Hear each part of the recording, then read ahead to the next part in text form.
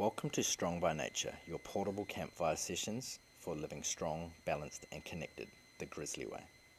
Today I want to talk about parenting, not in a here's the rules way, but how living in a more minimalist, natural life has shaped how we raise Sol. We don't get everything perfect, but we try to live by our values while keeping it real.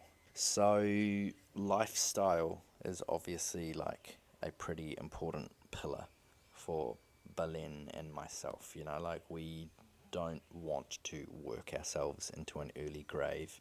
We're not chasing fucking millionaire status. Like we're just trying to live a simple, minimal.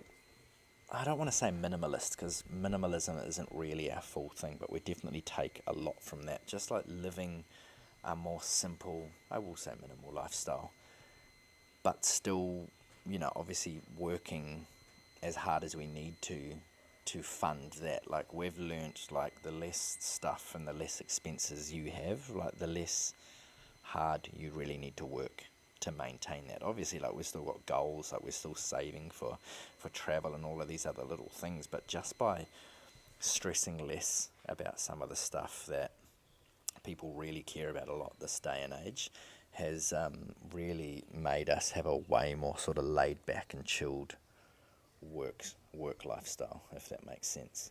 So that has really flowed on into how we parent, because Sol is such a chill kid, and so many people have made the comments that like chill parents have chill kids, and it's true, right? Like she used to get really upset when she was younger, when she was around people where she could, because kids, I think they're very receptive to your energy.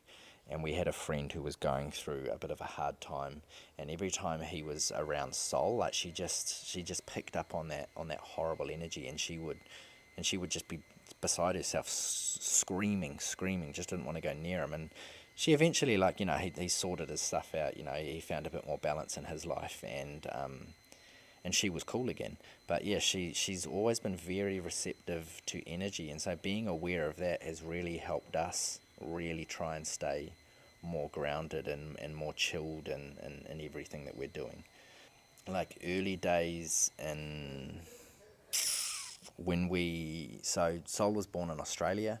We'd sold our cafe a few months before, so when she was born, neither of us were working. We were just cruising. We were just having a good time. Then we went to Ecuador for a few months. So we went to Ecuador for 3 months while Sol, when she was 3, we moved to New Zealand when she was 6 months old, sorry. So by the time we got to New Zealand, we were really ready to sort of settle into a more chill, minimal style of parenting with her. And we'd taken a lot of influence from my brother and his wife.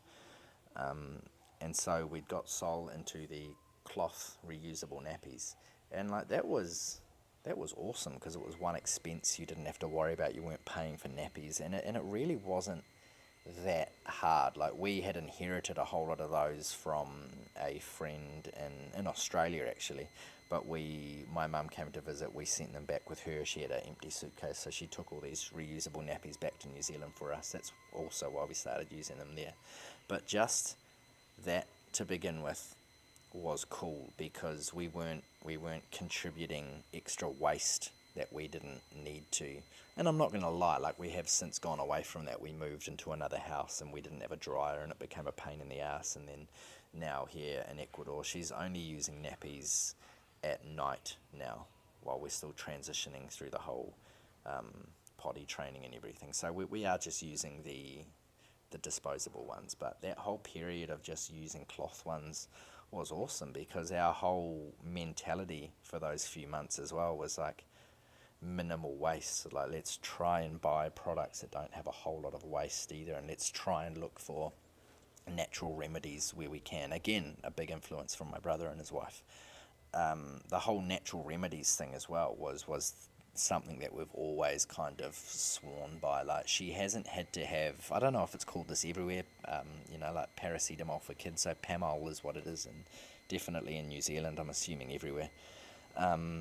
But yeah, she hasn't had that too many times. But yeah, natural remedies. So we find like when she's got a bit of a sore throat, just putting a bit of lemon in her water and just giving her a spoon of honey is much more effective than giving her a whole different sort of medicine again. And there's this cough syrup that you can buy here in Ecuador, but you can only get it in certain spots. But it's all natural stuff. Like I imagine it's like the old Irish moss that we used to get when we were kids, but it's all natural, and we give her that, and that works wonders. Like we know that just putting more ginger in your diet can help out when you get a bit of a cold. More honey, more lemon, more of these things. So we just try and put that into her food more naturally, and yeah, sickness hasn't been a massive thing. Like we really try to stay away from anything too unnatural in terms of remedies and that for her. We really try to limit refined sugars with her. Yeah, there's certain things that we do give her that has a little bit in it, but that's life these days as well. Like you've got to make it fucking easy and livable as well. But that's more or less the way we eat. The majority of our meals are whole foods. We do tend to have cookies around the house every now and then, or like I'll make them. But any of the ones that we've bought, we try and get a lower sugar, lower ingredient version of that. But as well, like it's still going to taste nice. You get some of these zero sugar options and they taste like shit. So it's still going to taste nice. And then when we make cookies, yeah, I add sugar to it, but I add the sugar to it. I know how much sugar is in that. I've put it there myself, so I trust that a whole lot more. So yeah, we do still have things around the house, but we try to limit it. And I've spoken about this in the past as well, in previous episodes. Like, other family members are going to give her stuff. She's going to be given stuff at school. At some point she's gonna go and hang out at a friend's house for the day, and they are gonna give her stuff. Yeah, we've always tried to hang out with people like-minded, especially now that our child is involved. When we first moved back to Hamilton, we were making new friends, but we weren't fucking around too much with people that didn't have a lot of our similar sort of morals. If we were going to hang out with them and their kids as well, like, we need to make sure that they're on a similar sort of wavelength to us. But still, on that, like, people are still going to give her some of these treats. So, and as well, I don't want to completely deny her of that, because otherwise she's going to be this like fucking 11-year-old that has sugar for the first time and turns into an absolute psychopath, and like nobody wants that kid either. So yeah, she has a little bit of it, but by not having much at home, when she has it in those other areas, it's not an overload. It's not going over that sort of 80-20 sort of lifestyle that we try to live ourselves. So screen times as well is another one that has been quite controversial with a lot of people, how they do it. And the way we do it it's fairly straightforward. I'm not saying it's right or it's wrong, but that's what's helped us have some sort of balance in our life. So again, leave your opinions in the comment. Like, let's see what other people's thoughts are on this. Like, for us, the world is going towards screens and technology. So if you have a kid that ends up at school and they don't know how to use that sort of stuff, there's potential for them to be sort of left behind, right? So they do, and they're going to figure that out anyway. Like, Sol, just from seeing us do it before she'd even used a phone, knew that she could swipe things around with her finger at, like a year old. Like, it's impressive how quickly they pick that up and how quickly they play around with it. So we try and keep screen time to look, if we're hanging out with friends and it's gone late, and typically Sol is usually one of the youngest kids there. And she's also kind of in that age group where she's not small enough now to just be one of those babies that you just tuck away for a sleep at 6 p.m, but she's also not old enough to just want to just sit down and chill with the older kids. So there gets to those points where she does become a little bit feral. So by giving her some slow-paced content to sit and watch, and we've recently found a few games, like gaming apps for kids that are more learning-based, that are, again, slow-paced. Like, we've found that's been really good, because early on, like, when we first were like, shit, we're just going to have to give her the phone to look at right now, let's just put a video on YouTube and she can scroll through that. It didn't take her too long to realise that she could flip the phone straight up and down and just skip up and down, and all of a sudden she was on shorts for kids that were like bright and fast paced, and you could just see her getting overstimulated. So finding out about YouTube Kids, and with YouTube Kids you can set the content that they can and can't see. She can still turn it into short mode, but only if I've made that particular video accessible to her. So I still struggle. I find it like a little bit of a runaround on the parents' end, because every time you make a change, you've got to do like solve a maths equation to prove that you're an adult, which is, it's pretty silly, really. But you've got to go through this whole sort of rigmarole, so it can take a little bit of time. But we've found a few channels we thought were okay at first, which we've since gotten rid of. But our big one we've found is just anything slow paced. So a lot of the older cartoons that we used to grow up with that had a fucking stationary background, that is dynamite, because there's not a whole lot going on the screen at the whole time. So we'll put on Little Bear a little bit with her. We'll put on Bluey. Bluey is a massive one because it's been done in that old school style of animation. Sorry, rubbish trucks out the front. What else? We've put on like the old like Looney Tunes, and she loves Tom and Jerry. I don't even know how she discovered that, but we've got the Jetsons. She watches that a bit, but those slow-paced backgrounds are awesome for her. We put on the Wiggles because again, it's not too overstimulating, and she's singing and she's learning, and she gets up and she dances. So we try and bounce around with a lot of that. Miss Rachel is another one, and there's some Spanish versions of Miss Rachel which we put on as well, because obviously for us the whole bilingual thing is very important. So we have a lot of content that is in English and a lot that's in Spanish. And then she's getting really into the Disney movies, so sometimes we'll just put a movie. She'll sit down and watch a movie while we sit at the computers working, or like we'll sit there next to her doing something. Sometimes we'll watch them with her, but again, those go on in English and Spanish depending on what she's into. But typically movies tend to be a lot slower paced as well, especially if you can get those older Disney movies as well. Those ones are dynamite for not being too overstimulating. But that's our big thing. But unfortunately, like, there's certain situations where the phone has been easier. It's changing a bit now, because we're finding more kids her aged, and there's this couple we've met recently that are very similar minded to us in the way that they raise their kids, and so seeing our daughters play is fucking cool, because they're just exploring. There's other kids that'll, they've always got their tablets with them, which that can make it a little bit tricky, because you're trying to tell someone, no, just play with something, but the only other kids there are both sitting down on their own tablets doing their own thing, and it's like, well, fuck, how do we tell Sol in this moment that she's not allowed to, because we really want to carry on our conversation. So Khan Kids Academy, I'm pretty sure it's called. Again, I'll put a whole lot of links in the description of this one, but Khan's Kids Academy. It's just a good learning app with simple, slow-paced games, and so she asks for that now. So there's times in the morning where I'm like, okay, sweet, like, she's got up, she's already in her little uniform and she's ready to go. It's me she's waiting for. I'm finishing breakfast, so I'll put it on, and she can, because at least she's gonna play. She's not just watching fucking content for the sake of watching.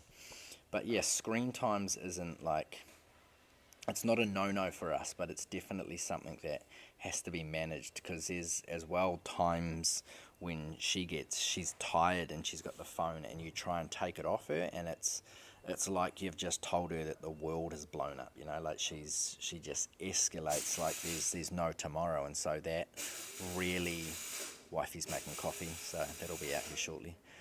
But that really tells you like the dangers and how addictive, and how like the dopamine effect can be a massive struggle for these kids. But yeah, extended family and social life and sort of understanding all of that really comes into sort of our flow with how we parent as well, because like you have to be laid back with most things. Like, you have your morals and you have your ideas and how you want to do things, but there has to be an element of flexibility, because like both of Sol's grandmothers, like while we were in New Zealand, my mum exactly the same as Belen's mum is here now. Like, they do mean well. They're not going out of your way to destroy your kids' lives. Like, they also want to spoil their grandkids. So, and then with the cousins, family, social life, all of that, like, other people aren't going to be as strict as you, but you can't be a fuckwit about it either, because a little bit is not going to kill your child. So I think like some of our lifestyle choices as well have really just given Sol different values without completely isolating her. Like, you see that she does get in, and she gets involved and she hangs out with all the other kids. Like, there's no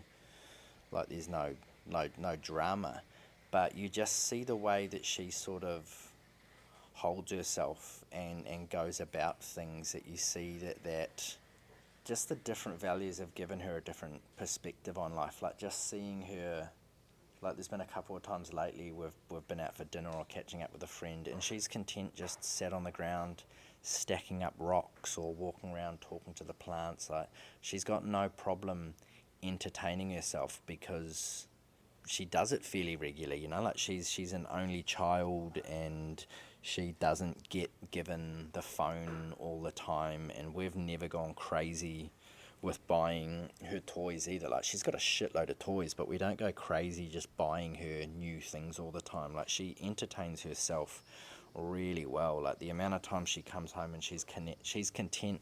What was she doing last night? We were at a cafe and she was just playing with the salt and pepper shakers off the tables and all of the sugar packets, and she was lining them up, and she was moving them around, and she was making ice creams for everybody with the pepper shakers and passing them around, and you just watch them do that and you're like, how fucking cool is that? Like, you see kids across the restaurant at the other table, like they just, as soon as they sit down, their parents just give them the phone. Like, their parents aren't giving them a choice to explore. They're not giving them an option to entertain themselves. So by sitting back and waiting until it's almost too late to give her the phone sometimes, I think has been a blessing in disguise, because she's so good at entertaining herself. She's so good at just flowing and doing her own thing. And I know, like, there's all the jokes about kids playing with rocks, but like, she's actually that fucking kid. Like, she's always playing with rocks. Like, if there's nothing else going on, like, she will find a rock to play with.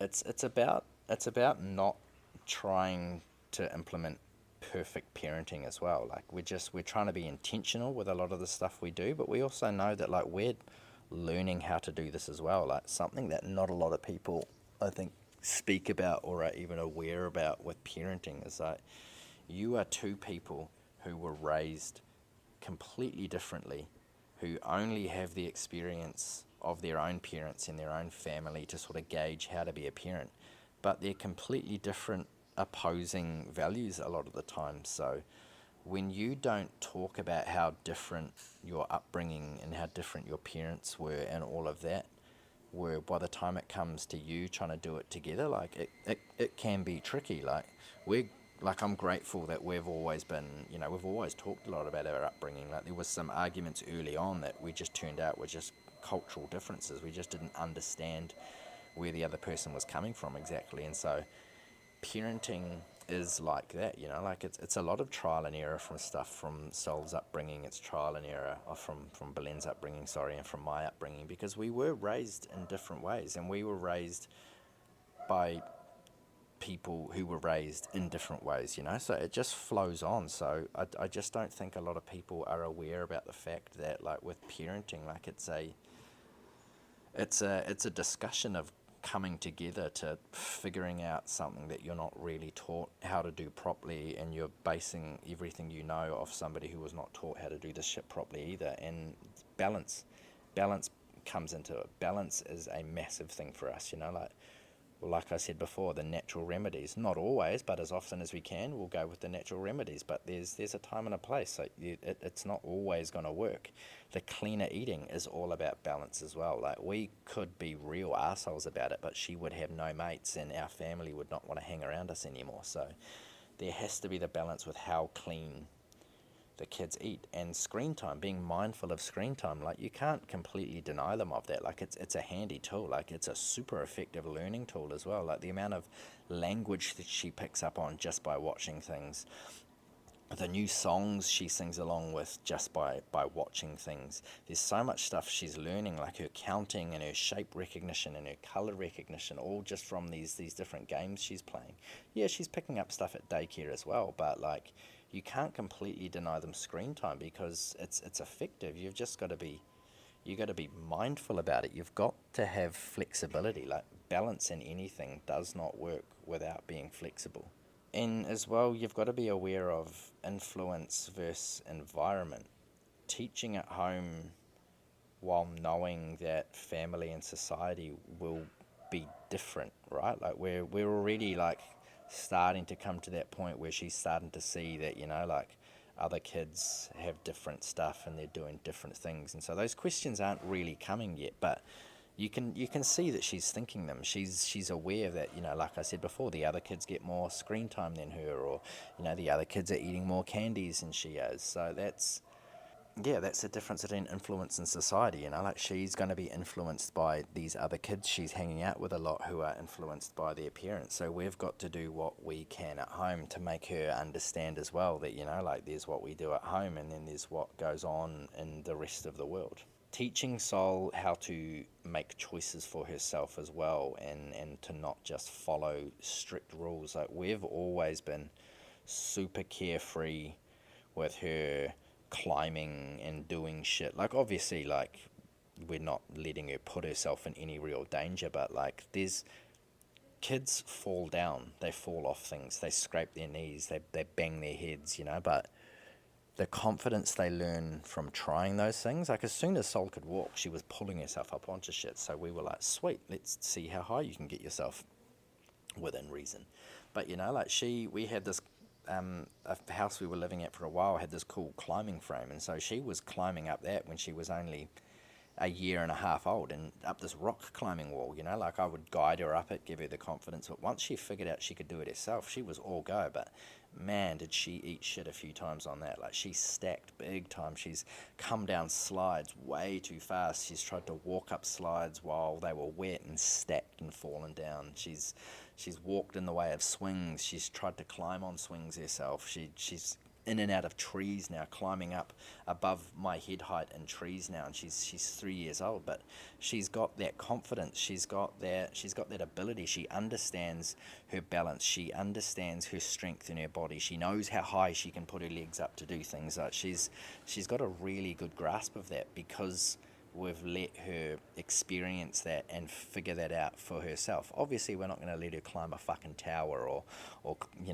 fucking go near electric fences and shit like that. Like there's obviously definite rules. Like that fire is hot, you don't need to touch it yourself, you just need to be told that. So there's obviously definite like fucking rules that we do have in place, but we're very carefree with her trying things for the first time. And yeah, like I say, you see that big time, especially here where in Ecuador, where people aren't really doing that, and everybody's stressing out watching Sol do these things. And we've got a couple of friends here that are from the US, and they've raised their kids very similar to us, and they said the same thing. Like people are always stressing out watching their kids do things, and it's like, well, just watch them, see if they can do it, and if she falls, yeah, stress out then, but until she falls, I assume she's good.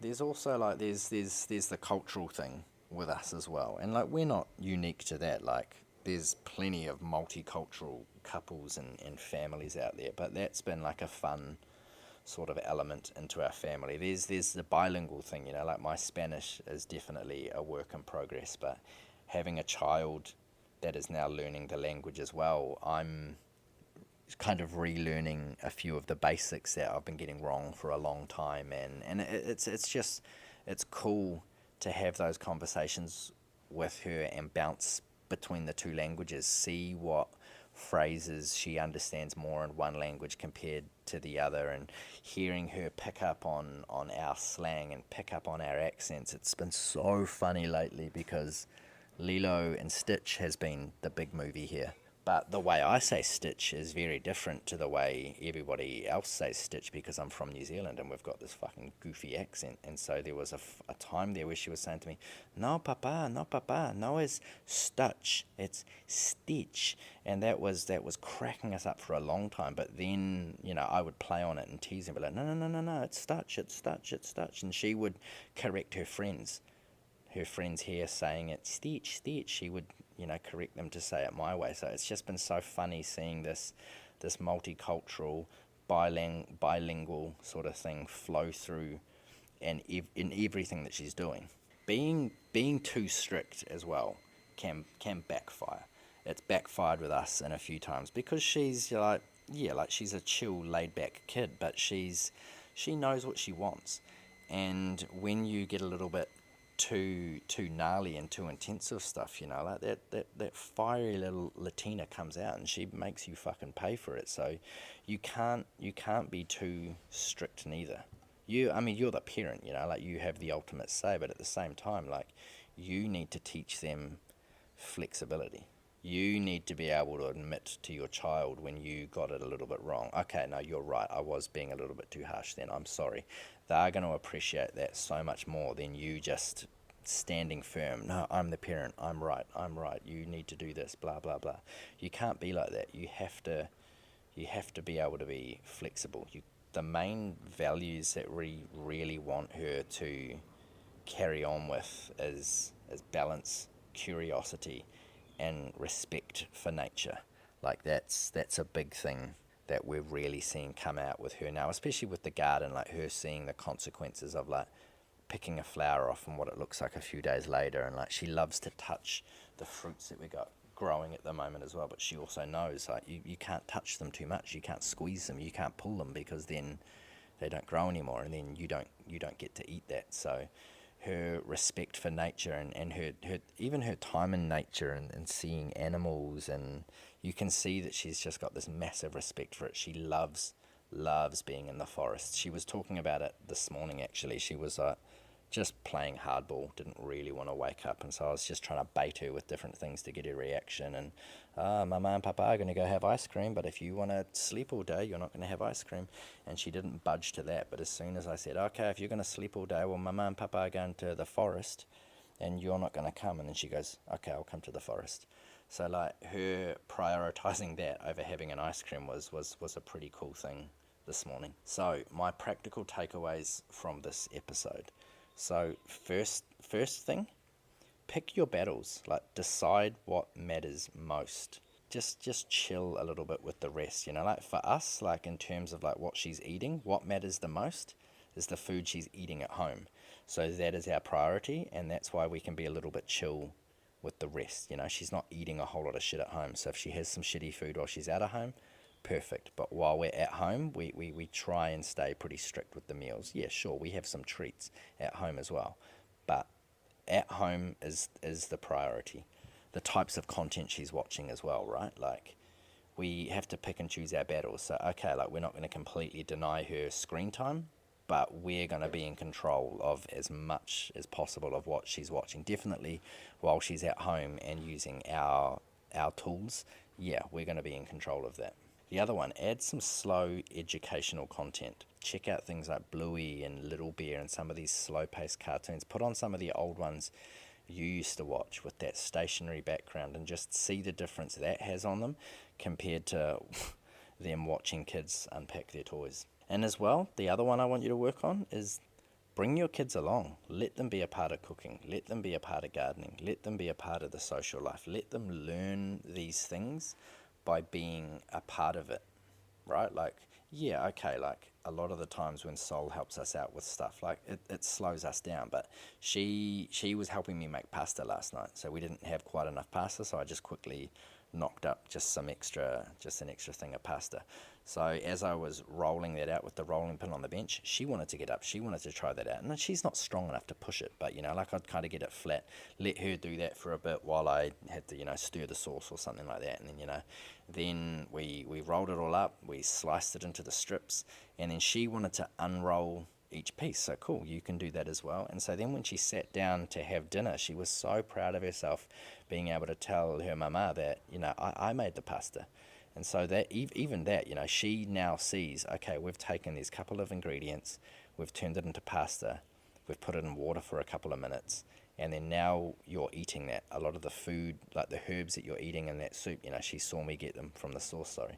She saw me get that from the garden. So she is seeing this whole process come about and really starting to understand, like, oh wow, like it's easy to make your own food. So let them be a part of that. If you're raising a kid a little differently, I'd love to hear what worked for you and where you've learnt to just let it go. Raising a family with different values isn't about building a bubble. It's about guiding with intention, letting kids explore, and holding space for balance. Stay strong, stay balanced, and stay connected. That's the Grizzly way.